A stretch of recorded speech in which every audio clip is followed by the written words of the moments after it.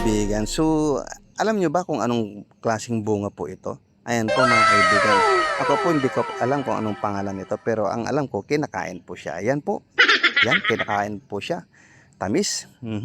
Sarap.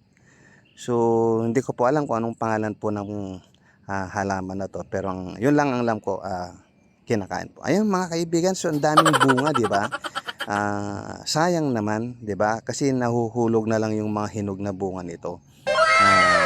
Kaya mabuti nagpadaan ako dito. So kunin ko na lang para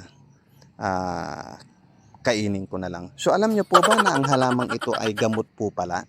Mga kaibigan. So may gamot po pala ang halaman na ito. Kaya kung makakita po kayo ng ganitong klaseng halaman o bunga o prutas, ay huwag po kayong mag-atubiling kumuha o kumain sapagkat ang halamang ito ay mayroon po siyang nagagamot. Yan.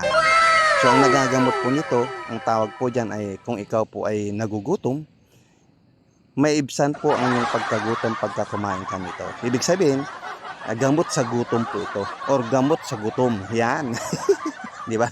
So, kuha lang po kayo ng ganitong klaseng bunga po pagka may nakita po kayo para maibsan o magamot naman ang iyong pagkagutom. Ayan mga kaibigan, so gamot po sa gutom po ang halamang ito. Ayan, salamat po mga kaibigan sa inyong pagsubaybay sa ating mga video.